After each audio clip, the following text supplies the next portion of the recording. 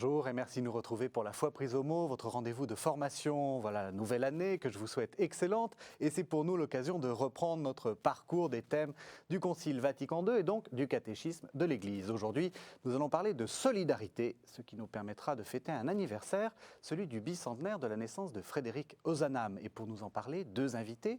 Jean-Louis Souchon, bonjour. Bonjour. Vous êtes le président de la conférence Saint-Vincent-de-Paul de la paroisse également, Saint-Vincent-de-Paul, dans le 10e arrondissement de Paris.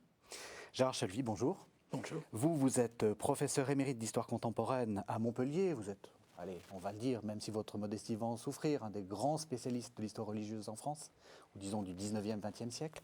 Et vous êtes l'auteur d'une biographie de Frédéric Ozanam. Alors, pour commencer cette émission, il y a Ozanam, il y a solidarité. J'ai envie de vous poser la question un peu naïve. Qu'est-ce que c'est pour vous la solidarité et quelle définition on peut en donner? Alors, on va peut-être commencer par vous. C'est une notion juridique à l'origine, comme le dit le petit Robert très bien, une valeur révolutionnaire, théorisée au début du XXe siècle, ce qu'on appelle le solidarisme de Léon Bourgeois.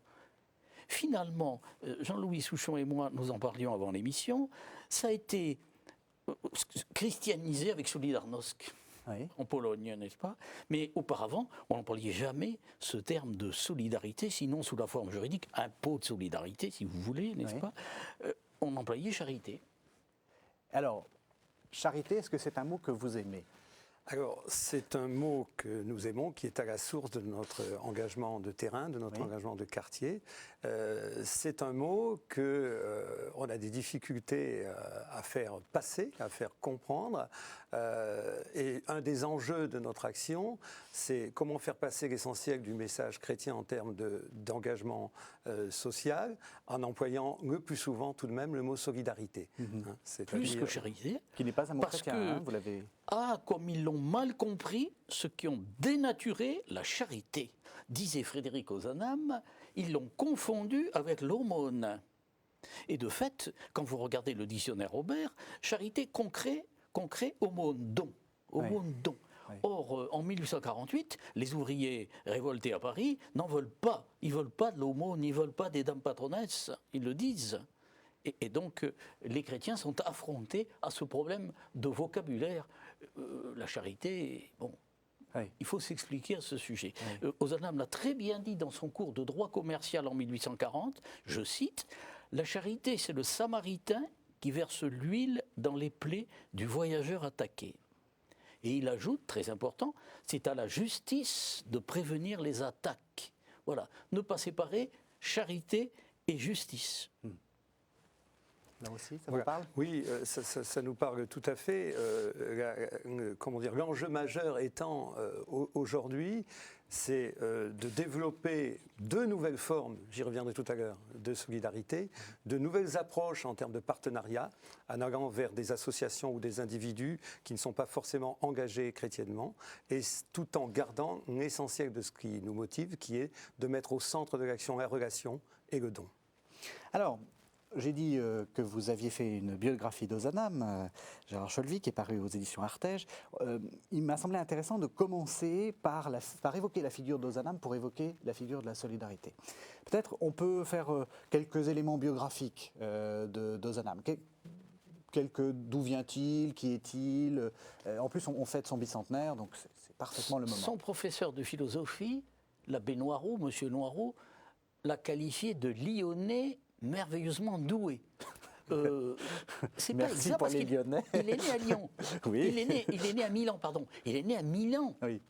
Mais il est arrivé à Lyon très jeune, et puis sa famille a des racines lyonnaises très, très fortes. Alors, on va dire, Lyon, bien sûr, c'est le Manchester français à cette époque, Oui.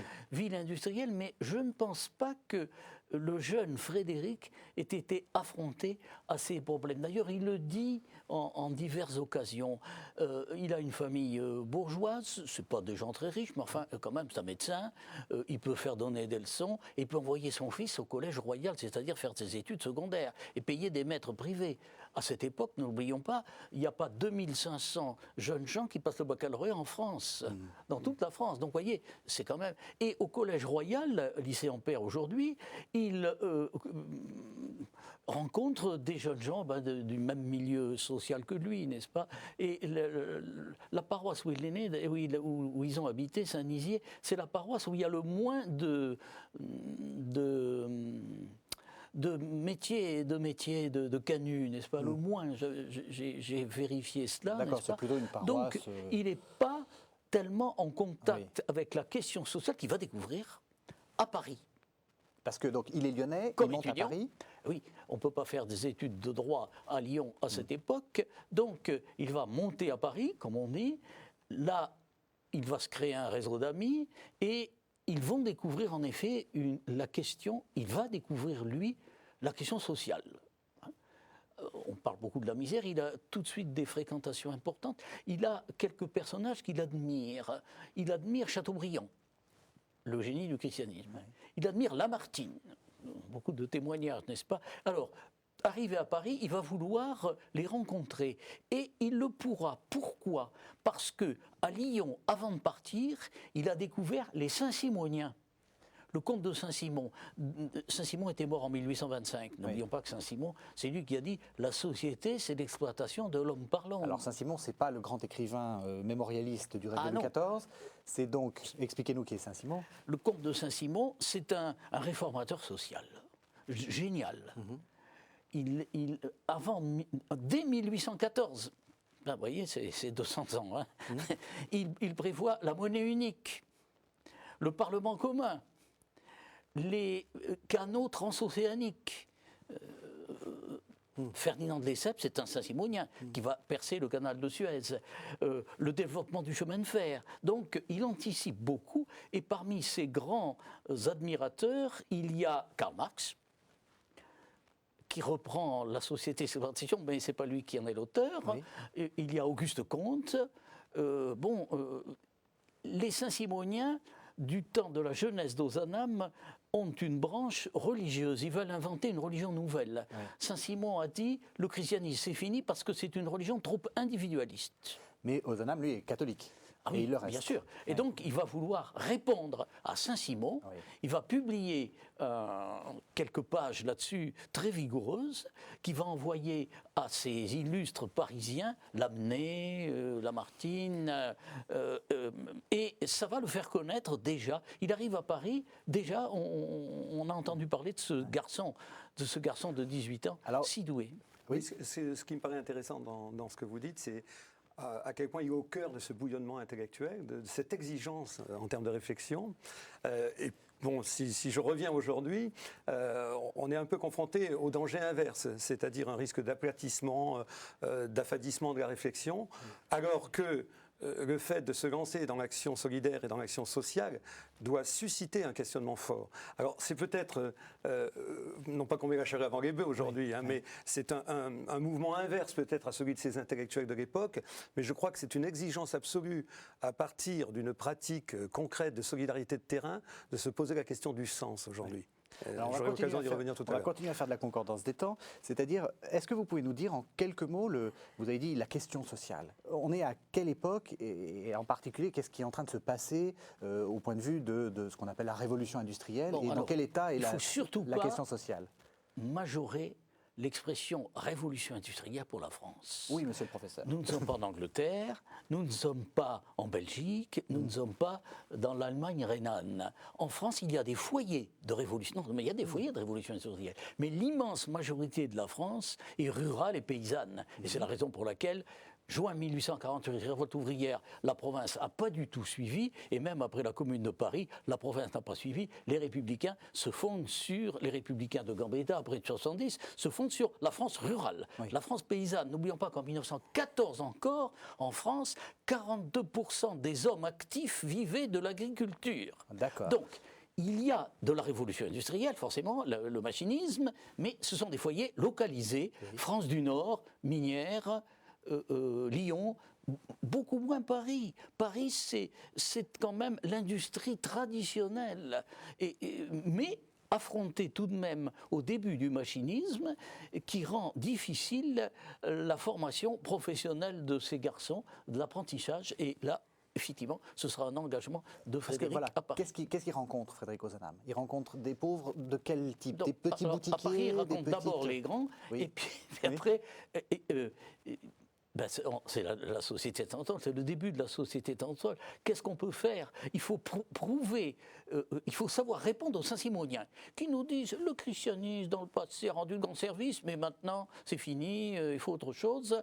Il faut prouver par nos œuvres la réalité, la vérité de notre foi. Et que va-t-on faire? Eh ben, on va se réunir, on va essayer. On fonde en 1833 la conférence de charité. C'est pas des blablabla, hein, le terme conférence c'est équivoque. Que va-t-on faire? Alors on ne sait pas trop.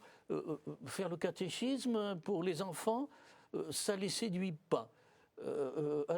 Visiter les pauvres, d'accord, mais on n'en connaît pas. Alors, il faut en connaître. Où va-t-on chercher les adresses, les bonnes adresses? Au quartier Mouffetard, chez la sœur Rosalie. Sœur Rosalie va donner les adresses, va donner des bons, et le démarrage se fait. Alors, attention, on peut visiter les pauvres sans avoir perçu la question sociale, sans l'avoir découvert. Intérêt tout de même des jeunes confrères de Saint-Vincent-de-Paul. Ils vont monter les escaliers. À cette époque, les pauvres habitent dans les hauts étages et les riches dans les bas étages. À Paris, c'est le Paris d'avant Haussmann. Alors, Et d'avant l'ascenseur. et d'avant l'ascenseur. Oui. Alors, ils vont ouvrir les yeux. Certains ouvrent les yeux, dont Frédéric et quelques autres, et ils vont percevoir le caractère nouveau de la question sociale et donc la réponse à lui apporter. Oui, c'est en ce sens que Ozanam résonne particulièrement pour nous aujourd'hui dans un quartier bien particulier de Paris. Hein. En 2 mots, c'est quand même le quartier de la Gare du Nord, qui en termes de mouvement quotidien est la 3e gare du monde et la première gare d'Europe. Quand vous superposez les trains internationaux, RER, métro, etc. Et donc, par rapport à Ozanam, il invente la charité ou la solidarité de proximité.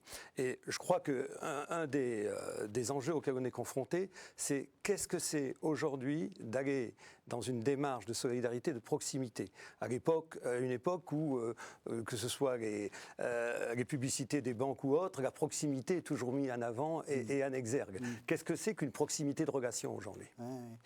Vous êtes les héritiers de cette conférence-là qui a été fondée en 1833, parce que j'ai dit que vous étiez le président de la conférence Saint-Vincent-de-Paul. Alors, on le met sous le patronage de Saint-Vincent-de-Paul. La division en section, le terme Société Saint-Vincent-de-Paul est de 1835. Oui. Bon, la division en section qui a suscité un certain nombre de réserves va se faire. Petit à petit, on va fonder un certain nombre de conférences dans Paris. Oui. Vous êtes les héritiers de ça? Alors, nous, on n'est pas la première conférence qui apparaît. Vous n'êtes pas la paroisse première. Saint-Paul, hein. Ceci dit, je me souviens de ma première intervention en fin de messe il y a 6 ans, lorsqu'on a décidé de lancer un mouvement de quartier, un mouvement avec une nouvelle forme de bénévolat, j'y reviendrai, et un mouvement résolument ouvert. J'ai dit aux paroissiens, voilà, on est quand même sur le territoire où Saint-Vincent-de-Paul, notre référence pour le coup c'était Saint-Vincent-de-Paul, a développé à partir de la léproserie Saint-Lazare, qui n'est pas sur le quartier de la gare Saint-Lazare, qui est sur le quartier où se tient l'église aujourd'hui, en gros le quartier de la gare du Nord, et il faut être à la hauteur. Donc, si vous voulez, on sait qu'on est sous pression quand on est la conférence Saint-Vincent-de-Paul de la paroisse Saint-Vincent-de-Paul. Vous continuez à faire ce que faisait Ozanam, c'est-à-dire vous visitez les pauvres? Alors, visiter les pauvres. Disons que on a, j'y reviendrai tout à l'heure, mais mis au cœur de notre démarche la proximité. Mais à partir d'un état des lieux. Et c'est là que c'est tout modestement l'équivalent de la réflexion que menaient les collègues et confrères d'Ozanam dans les années 1830. Je pense qu'il est bon de se donner, avant de partir dans l'action, le temps d'établir l'état des lieux. Et c'est ce qu'on a fait.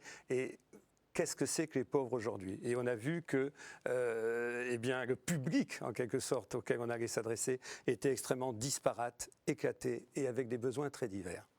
Est-ce que je peux être un peu provocateur, Gérard Cholvy? Oui, bien sûr.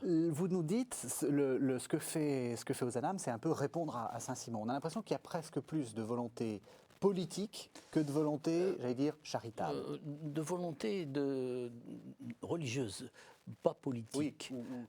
Les pauvres, est-ce que les pauvres ne sont pas un... Mais non, je vais être très polémique. Est-ce que les pauvres ne sont pas un contrairement prétexte? à ce qu'il réfute Saint-Simon à cause de ses attaques contre le christianisme, pas à cause de l'engagement qu'il propose, parce que Frédéric n'en a pas encore idée à l'époque où il réfute Saint-Simon. C'est plus tard que viendra son engagement social et son catholicisme social. Alors, on va parler de catholicisme social dans une deuxième partie. Je vous propose de faire une première pause en lisant un des textes peut-être les plus connus justement sur cette question de la solidarité.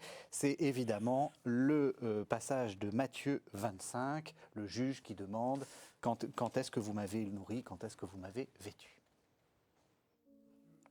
Quand le Fils de l'homme viendra dans sa gloire, accompagné de tous les anges, alors il siégera sur son trône de gloire.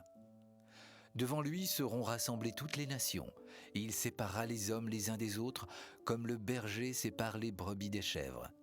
Il placera les brebis à sa droite et les chèvres à sa gauche. Alors le roi dira à ceux qui seront à sa droite: Venez les bénis de mon Père, recevez en partage le royaume qui a été préparé pour vous depuis la fondation du monde. Car j'ai eu faim et vous m'avez donné à manger. J'ai eu soif et vous m'avez donné à boire. J'étais un étranger et vous m'avez recueilli. Nu et vous m'avez vêtu. Malade et vous m'avez visité. En prison et vous êtes venus à moi. Alors les justes lui répondront: Seigneur, quand nous est-il arrivé de te voir affamé et de te nourrir, assoiffé et de te donner à boire? Quand nous est-il arrivé de te voir étranger et de te recueillir, nu et de te vêtir? Quand nous est-il arrivé de te voir malade ou en prison et de venir à toi? Et le roi leur répondra: En vérité, je vous le déclare, chaque fois que vous l'avez fait à l'un de ces plus petits, qui sont mes frères, c'est à moi que vous l'avez fait. Alors il dira à ceux qui seront à sa gauche: Allez-vous-en loin de moi, maudits, au feu éternel qui a été préparé pour le diable et pour ses anges. Car j'ai eu faim et vous ne m'avez pas donné à manger. J'ai eu soif et vous ne m'avez pas donné à boire. J'étais un étranger et vous ne m'avez pas recueilli. Nu et vous ne m'avez pas vêtu. Malade et en prison et vous ne m'avez pas visité. Alors eux aussi répondront: Seigneur, quand nous est-il arrivé de te voir affamé ou assoiffé, étranger ou nu, malade ou en prison, sans venir t'assister? Alors il leur répondra: En vérité, je vous le déclare, chaque fois que vous ne l'avez pas fait à l'un de ces plus petits, à moi non plus vous ne l'avez pas fait. Et ils s'en iront, ceux-ci au châtiment éternel, et les justes à la vie éternelle. Alors, on avait laissé notre Frédéric Ozanam en train de fonder ses conférences de la Société Saint-Vincent de Paul. Le principal fondateur. Voilà, donc 1833. Il va pas faire ça toute sa vie. Il va avoir un métier. Il va faire ça toute sa vie, mais Oui. en même temps, il a un métier tout de même. Il est professeur d'université. Oui. Il est élu à la Sorbonne dans une chaire de littérature étrangère. Oui. Ça nécessairement n'a rien à voir avec la question sociale. Et pourtant, comme une partie de son cours va être consacrée aux Germains, c'est de cette étude sur les Germains que lui vient cet appel, quelques jours avant la Révolution de février 1848, passons aux barbares. Les barbares de la civilisation, les prolétaires, n'est-ce pas, ceux dont on a peur. Lui n'en a pas peur. Et suivons Pie IX. Donc, passons aux barbares, ça vient de ses études sur les Germains. Alors, en matière sociale, parce que c'est très important, ce n'est pas la littérature étrangère qui l'oriente, mais avant de monter à Paris dans une chaire, il a donné un cours de droit commercial à Lyon et tous les commentateurs ont retenu la 24e leçon. J'en extrais sur le salaire. Le salaire de l'ouvrier doit inclure le nécessaire, premièrement. Deuxièmement, les frais d'éducation et d'instruction des enfants. Troisièmement, le droit à une retraite. Mais qui parlait de retraite à cette époque? Et qui parlait de retraite encore à la fin du 19e siècle? Il a beaucoup d'avance. Oui, il a beaucoup d'avance. Justement, vous avez prononcé le nom de Pie IX, dont on a souvent dit qu'il était un pape plutôt conservateur. Enfin, c'est l'image qu'on en a resté, qu'on en a gardé. À cette époque-là, 1848, il fait plutôt figure de pape progressiste, parce que c'est un peu lui qui lance cette question d'un catholicisme social, en fait. Du pape libéral. Voilà.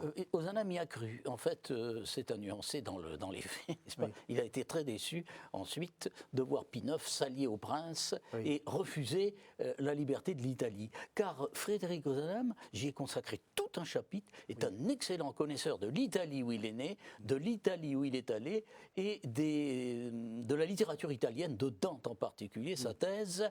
Donc il est très attaché à l'Italie. Comparé à quantité de voyageurs qui, à cette époque, français, sont très méprisants pour les Italiens, pour les Espagnols, ce n'est pas du tout le cas de Frédéric Ozanam. Ça, c'est à son acquis. Il est très en avance de ce point de vue-là par rapport à d'autres. Et donc, il pense que, justement, parce qu'il faut arriver à cette question du catholicisme social, c'est une idée qui est un peu dans l'air du temps. Il y a déjà des prémices. On pense par exemple à Lamennais. Oui. Il n'est pas le premier.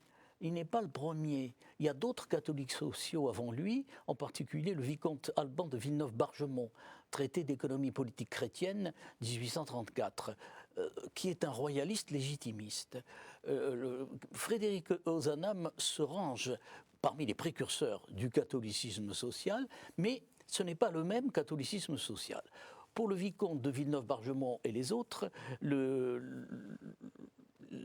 catholicisme des industriels doit faire le bien de l'ouvrier sans eux. Certains diront c'est du paternalisme. Je préfère dire le catholicisme social hiérarchique. Hiérarchique, Michelin. Nos auditeurs comprennent. Michelin, Schneider, n'est-ce pas, de Vandel. Le catholicisme social hiérarchique. Tandis que Frédéric opte, lui, pour un catholicisme social démocratique. Démocratique, le bien des ouvriers avec l'ouvrier. C'est difficile. Il y a eu des continuateurs, les frères Armel, etc. Mais c'est beaucoup plus difficile que le bien de l'ouvrier sans l'ouvrier, de toute Justement, façon. ce catholicisme, comment vous le définiriez ? C'est un catholicisme politique, c'est un catholicisme de la charité, vous voyez, avec des associations de charité. Comment vous le C'est définiriez ? pas politique, surtout pas. Enfin, du moins dans l'esprit de Frédéric Ozanam. C'est pas politique. C'est tout simplement le christianisme incarné, n'est-ce pas ? Il faut ouvrir les yeux. Il suffit pas de dire des prières. On peut dire beaucoup de prières, dit-il. Et puis il faut regarder ses frères dans le besoin, le cas échéant. Oui. Et il a une très haute idée des pauvres.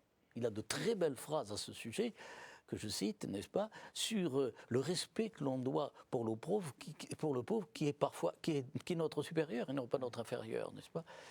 Il a un sens de la charité, la plus grande des vertus théologales, caritas, agapé, n'est-ce pas ? Okay. Caritas, la plus grande des vertus théologales, qui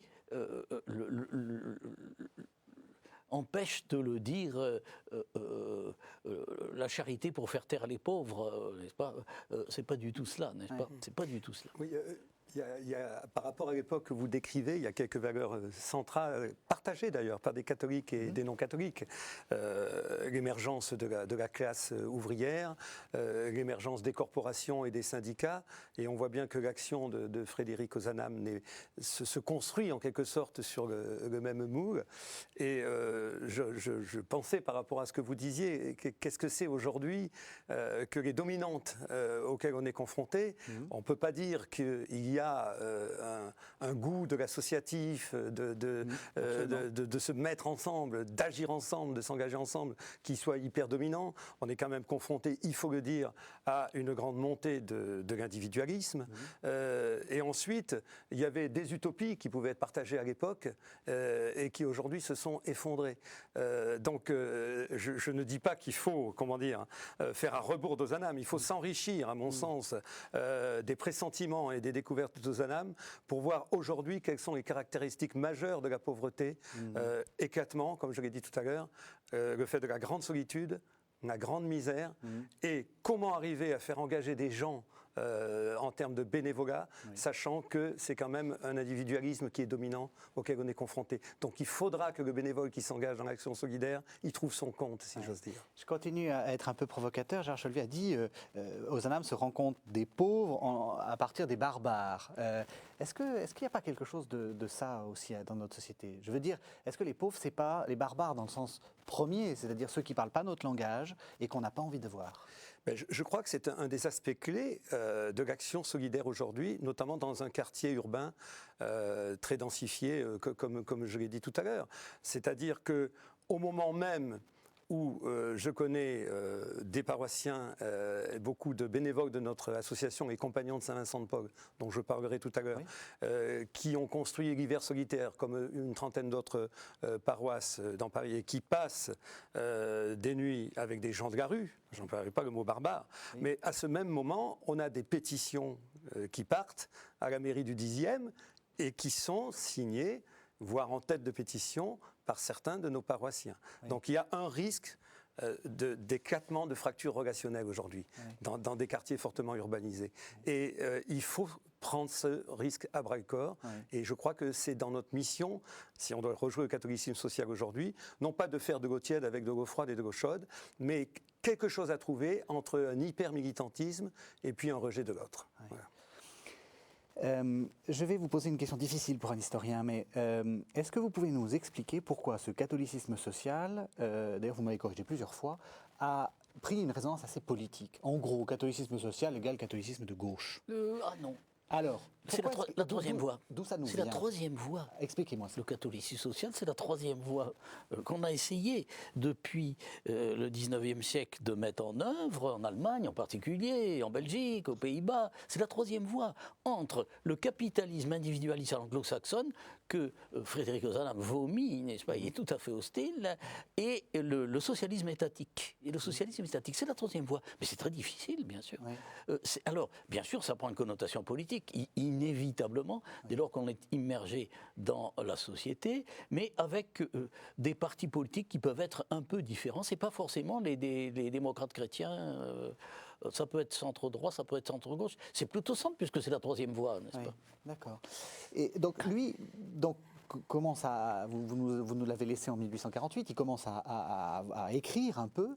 Qu'est-ce qu'il va faire? Parce qu'il meurt assez jeune, hein, il meurt... À 40 ans. Voilà, c'est ça, 40 ans. Je cherche l'année. Ça doit faire 53. 53. Qu'est-ce qu'il fait de 48 à 53? Là, on sent qu'il y a une intense activité éditoriale. En 48, il est embarqué dans le printemps des peuples et dans les débats que celui-ci suscite. Un universitaire ne peut pas rester les bras croisés, il s'engage. Et en particulier avec le père Lacordaire, dont il a contribué à la montée dans la chaire de Notre-Dame pour les conférences de Carême, en 1835. Il s'engage avec le père Lacordaire, qui a rétabli les dominicains, a fondé un nouveau journal, l'Ère Nouvelle, qui va durer un certain temps, pas très longtemps d'ailleurs, et qui justement développe ses idées sociales. Mais dans l'Ère Nouvelle, les articles qu'il publie concernent surtout l'Italie. Bon, sa santé va se détériorer assez vite, ça le conduit à voyager pour des raisons de santé. On l'envoie aux aumônes, on l'envoie en Italie pour se soigner, etc. Ce sera un échec, mais enfin, on tente quand même. Et ces voyages sont l'occasion de visiter les conférences. Par ailleurs, il est toujours au Conseil général de la Société de Saint-Vincent-de-Paul. Il préside des assemblées générales en 1849, été 48. Il signe l'agrégation de la conférence de Mexico. C'est intéressant, c'est la première conférence fondée au-delà des mers, Mexico. La société commençait à se développer dans certains pays. Il faut souligner son originalité. C'est une association fondée par des laïcs, dirigés par des laïcs, ayant des conseillers ecclésiastiques et non des aumôniers, et n'engageant pas la responsabilité de l'Église. C'est très différent de l'Action catholique et de ses mouvements.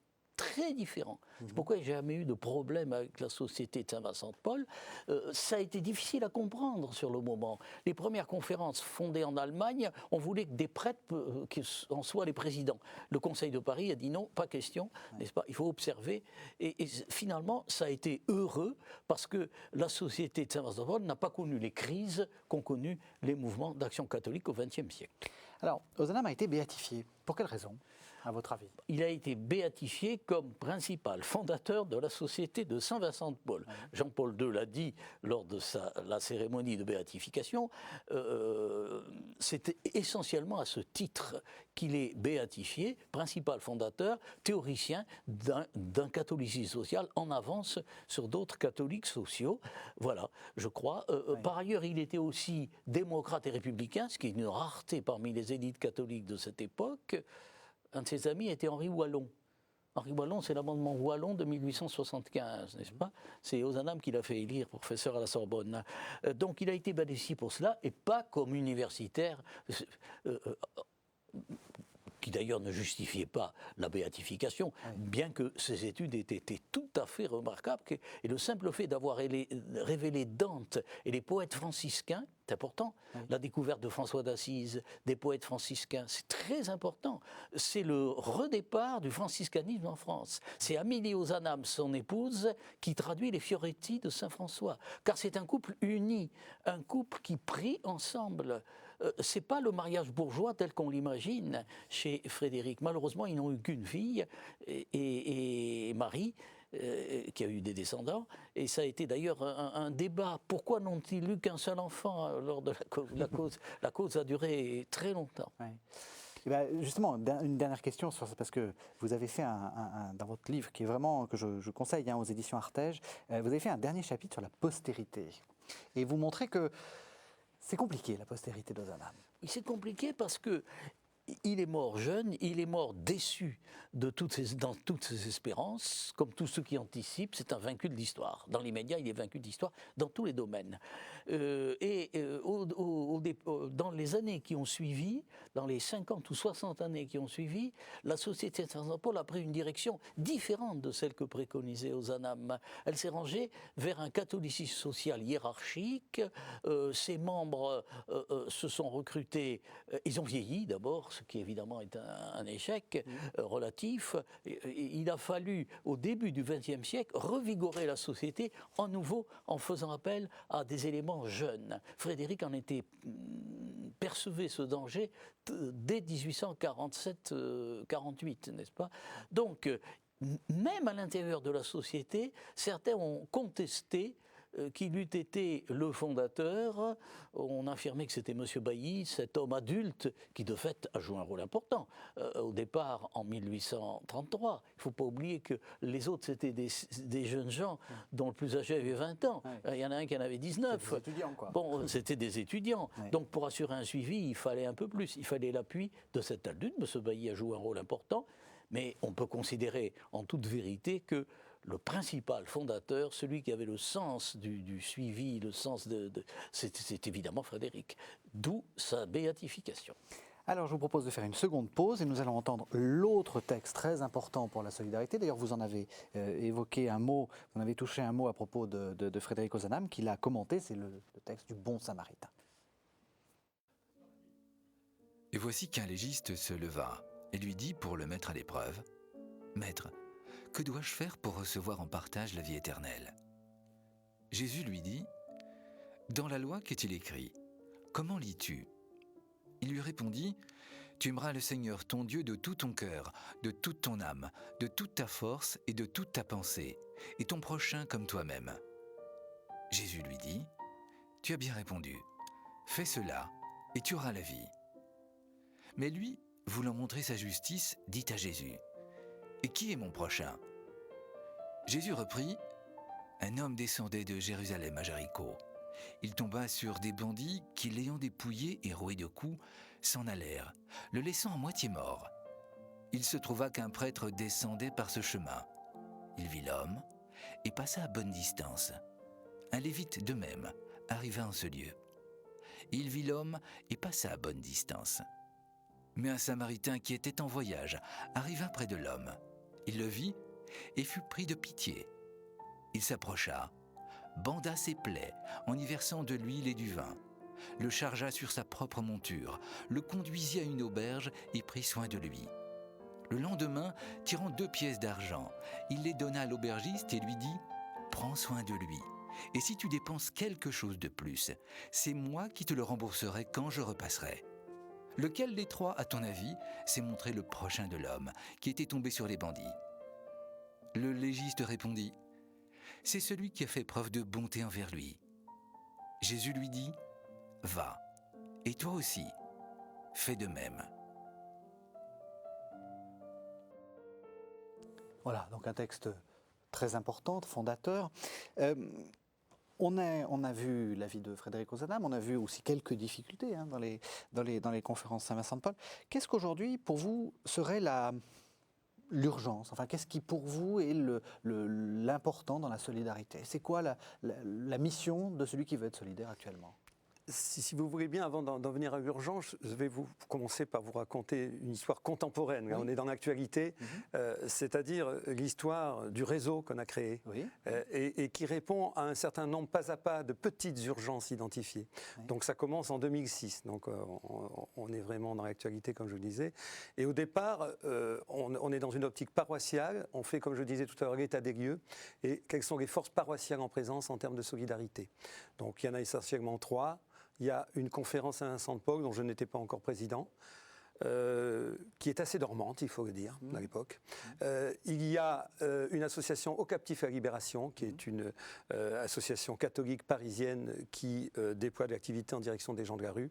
Et il y a une maison de quartier qu'on appelle la Maison des Jeunes, alphabétisation, soutien scolaire, atelier pour femmes, et qui est d'ailleurs une association reliée également aux conférences Saint-Vincent-de-Paul, via la Société Saint-Vincent-de-Paul. Au départ, on veut recruter pour ces 3 associations, et on se rend compte que, je me souviens, mon curé qui a de l'humour, qui me dit vous allez recruter en gros pour ces 3 pôles, et si au bout d'un an vous faites 10 recrutements, je dirais chapeau. Et je vais le voir au bout de 6 mois, et je lui dis, au bout de 6 mois, les 10 sont recrutés, soit au soutien scolaire, soit parce qu'entre-temps, j'étais entré dans la conférence, certains qui m'avaient rejoint, et d'autres qui faisaient des tournées de maraude avec les captifs. Mais j'ai dit, c'est pas le tout, c'est qu'on en a 10 autres, si j'ose dire, sur les bras des bénévoles potentiels, qui, accaparés par les activités professionnelles, par les enfants, jeunes le plus souvent, bref, par la vie et son stress d'aujourd'hui, me disaient, écoute, on veut bien faire quelque chose, mais il ne faut pas qu'il y ait trop de réunions, ou même si possible, pas de réunions. Il faut qu'on puisse s'engager bénévolement avec souplesse. Donc, si vous voulez, on a entendu ce message, cette première urgence, c'est-à-dire des gens prêts à s'engager dans une action bénévole, mais le maître mot, c'était propose-nous du bénévolat ponctuel. Donc ça, c'était une première condition que l'on recevait 5 sur 5. La deuxième, c'était que encore fallait-il proposer des actions à ces bénévoles, du petit geste ponctuel. Et on s'est rendu compte, je vais prendre l'exemple de la solitude. J'ai parlé tout à l'heure, dans notre quartier bien spécifique, de la grande misère et des migrants. Une autre misère, et qui est partagée dans les grandes villes, et notamment à Paris, c'est la solitude. Là, vous êtes pas qu'à Paris. Voilà, absolument. Et on s'est rendu compte que il y avait, notamment c'est un phénomène très typique de la grande ville, un peu de fausse honte, voire de peur, pour ce qui est le cœur de métier des conférences, c'est-à-dire des personnes âgées, nous acceptant que l'on rentre chez elles. Et on s'est dit, il faut développer une idée plus large, l'idée de grande famille. Alors c'est des choses toutes simples qu'on a fait. Vous voyez, on a appris en marchant. On a commencé à proposer des repas. Au départ, c'était des repas, la nappe est mise, le menu est pré-imprimé. Et je me souviens toujours, on était capable d'en faire 3 par an de ces repas, qui réunissent aujourd'hui 60 personnes. Le dernier repas là, de Noël dernier a réuni plus de 60 personnes.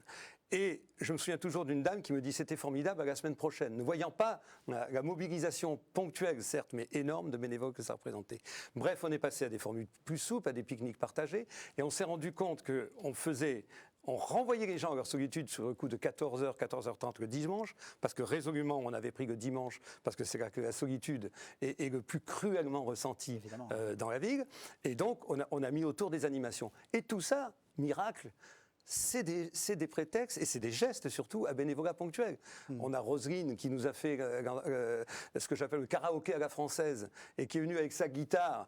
Alors il n'y a pas trop d'électronique, ce sont des textes préimprimés, mais je vous garantis qu'il y a de la convivialité qui circule et il y a de la relation. Donc voilà, si vous voulez, c'est des questions que l'on s'est posées à partir d'une pratique que l'on a engagée, on s'est jeté à l'eau en quelque sorte, et où on a défini en gros une action sur 3 piliers.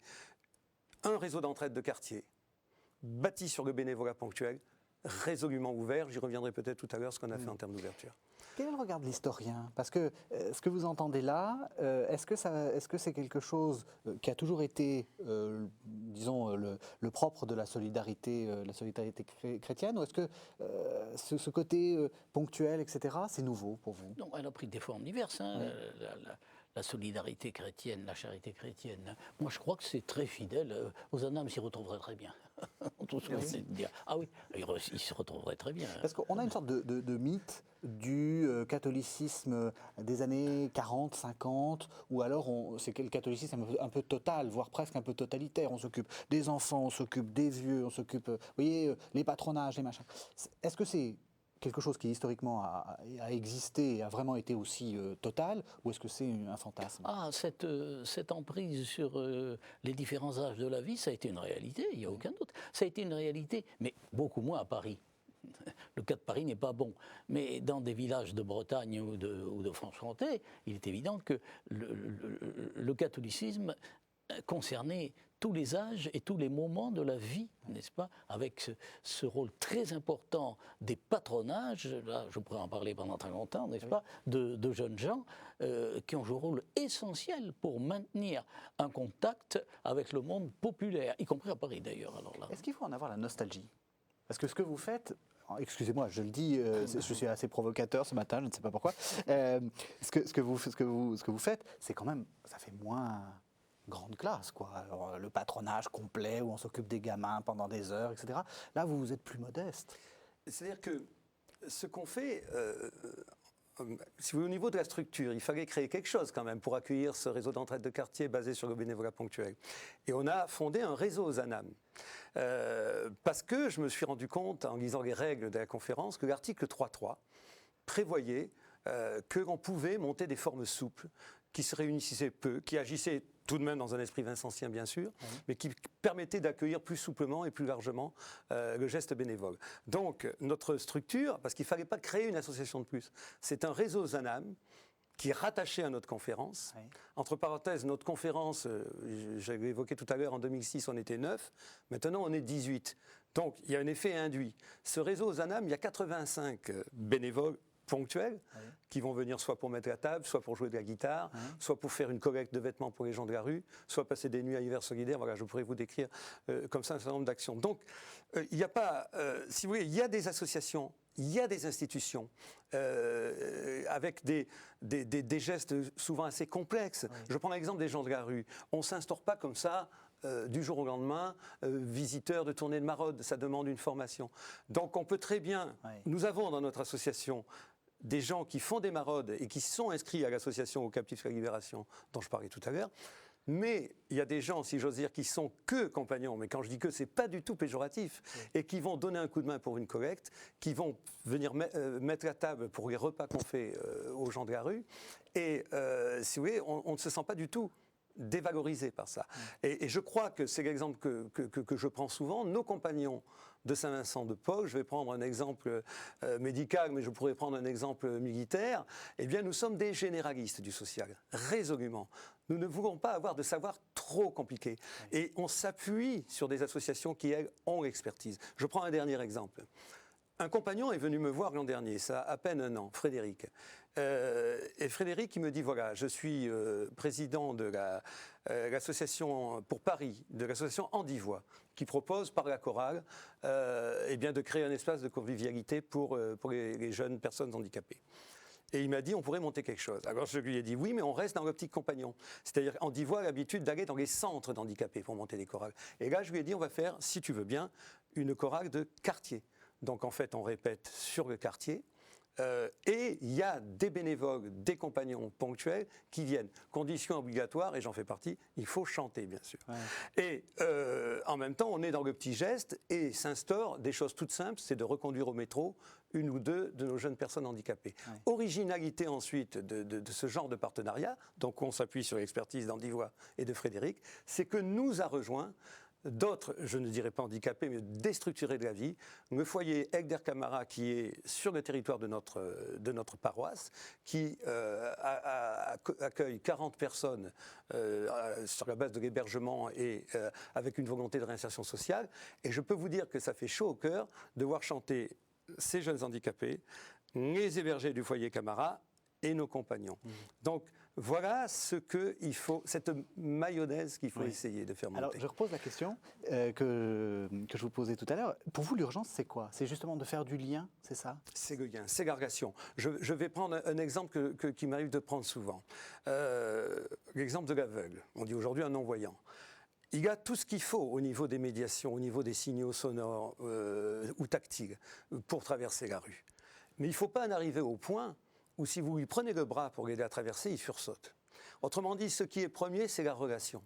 C'est ça, si vous voulez, je suis conscient d'être dans une émission où la médiation au niveau des médias est essentielle, mais je voudrais convaincre que la médiation, dans son sens le plus large, tout ce qui permet de nous relier les uns aux autres très vite, tout ce qui permet, l'exemple que je prenais, d'alerter, ça doit être quand même quelque chose qui doit être subordonné à ce qui est essentiel. Et c'est là qu'on retrouve peut-être le catholicisme social qui doit se rejouer aujourd'hui, qui est la relation.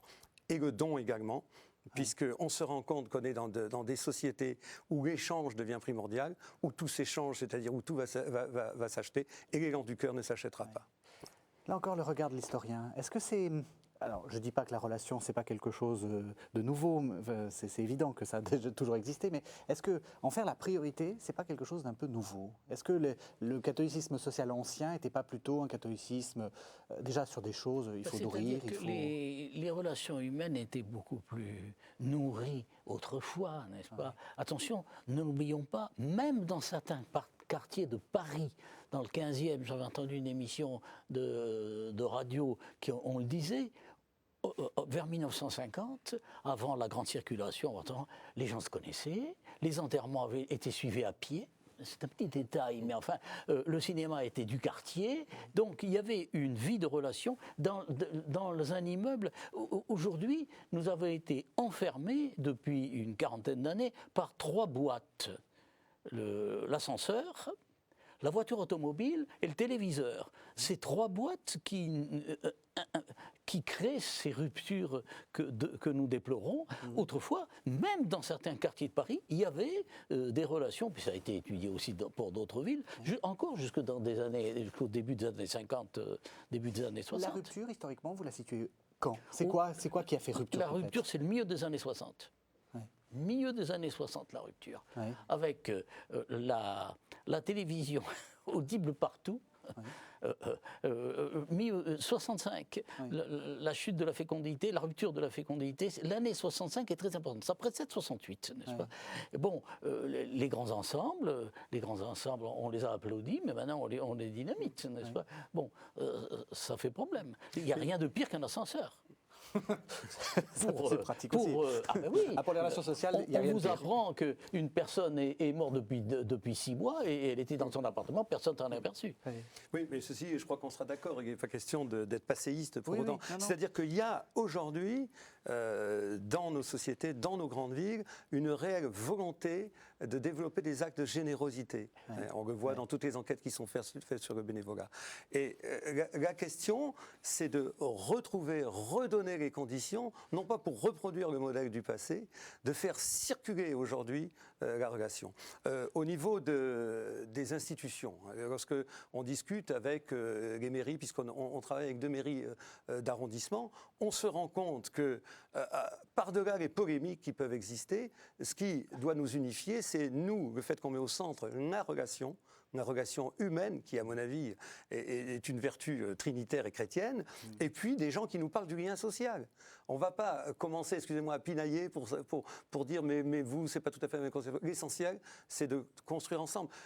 L'exemple, c'est le pique-nique de la rue qu'on a fait l'an dernier et qu'on va reconduire cette année, le 9 juin. Eh bien, on avait côte à côte, transportant les tables dans la rue qui jouxte l'église et qui était soutenu, ce pique-nique, par la mairie du 10e, on avait le conseil de quartier qui est une émanation de la société politique d'aujourd'hui. Et ces gens-là qui étaient à côté de nous, on ne se fait pas des reproches, toi tu es catholique ou pas. Et c'est ensemble, dans un geste de générosité qu'on construit, qu'on va retrouver nos fondements communs qui sont la générosité. Alors on arrive à la fin de l'émission. J'ai envie de vous poser à chacun une question un peu disons, personnelle. Georges Chelvy, pourquoi vous avez autant travaillé sur Frédéric Ozanam et en quelques mots, qu'est-ce que vous en retenez ? Il demeure mon modèle. Il y en a d'autres de modèles. On peut choisir un modèle de catholique intransigeant. Son grand adversaire, c'est Louis Veuillot, à partir d'un certain moment. Lui, il demeure mon modèle en tant qu'universitaire. On n'a pas trop.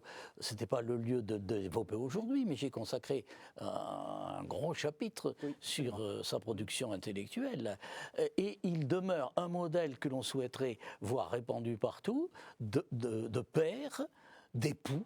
C'est tout à fait extraordinaire, n'est-ce pas? Pour l'époque où les relations étaient différentes tout de même, n'est-ce pas? Donc, et tout à fait actuel. Alors là, vraiment, je suis... C'est pourquoi j'ai été heureux d'être associé à ce bicentenaire. Jean-Louis Souchon, vous, qu'est-ce que vous conseilleriez à quelqu'un qui vous dit, vous savez, comme dans l'Évangile, que dois-je faire? Je lui dirais, c'est toujours la première question que je pose, qu'as-tu envie de faire? Oui. Je crois que par rapport à certaines formes d'engagement solidaire et bénévole, il ne faut pas hésiter, et ce n'est pas du tout ne pas conserver le cœur de l'élan de charité dont je parlais, à inverser certaines approches. Autrement dit, compte tenu de ce que tu sais faire, de ce que tu as envie de faire et de ta disponibilité, qu'est-ce que tu aurais envie de faire? Moi, je suis, si vous voulez, certains de mes compagnons me plaisantent là-dessus, moi j'aime bien les questionnaires. Mais les questionnaires à condition qu'ils soient les vecteurs d'une relation. Tous les compagnons que nous recrutons, je les vois, on prend le temps de discuter et de se revoir. Voilà, il faut faire du sur-mesure. Ce n'est pas dévaloriser aujourd'hui l'acte de charité que de partir du souhait du candidat qui veut s'engager et d'adapter en quelque sorte. On a besoin de gens partout, de toute façon. Donc c'est très simple. On trouvera toujours. Voilà. Merci à tous les deux. Alors, d'abord, je vais redire le titre de votre livre. Enfin, il est assez simple. C'est donc Frédéric Ozanam, Le biographie. christianisme a besoin de passeurs. Le sous-titre est figuré à l'intérieur, mais Oui, c'est important. le christianisme a besoin de Ce qui m'a passeurs. permis de comparer à Madeleine Delbrel, par exemple. Ouais. Donc, c'est publié aux éditions Artege. Vous êtes également l'auteur du Grand siècle des religieuses, qui est donc le 19e siècle. Le 19e. Qui est paru également aux éditions Artege. Alors, deux rendez-vous autour d'Ozanam et autour également de la question de la solidarité. Il y a une comédie musicale Ozanam qui va se jouer le 23 et 24 mars à Notre-Dame de Passy. Donc, vous avez un peu de temps pour vous y inscrire à Paris. Et puis, au 19-20 avril, je crois que vous y êtes, un colloque international sur Frédéric Ozanam au Conseil économique et social. Le site de votre conférence, vous le connaissez? Les compagnons de Saint-Saint-Paul, mais on a essayé d'avoir une approche un peu plus générale que la petite de quartier. Moi, si je devais dire quelque chose à nos auditeurs qui ont envie de faire du bénévolat, eh bien, c'est qu'il y a forcément une conférence à Saint-Paul très près de chez eux, qu'ils aillent les voir avec leurs idées, et ils seront bien reçus. .ssvp.fr. Vous pouvez retrouver cette émission et la regarder pendant très longtemps, le plus longtemps possible, sur kto-tv.com. Merci vraiment à tous les deux de nous avoir fait découvrir et Ozanam et la solidarité. Merci de nous avoir suivis.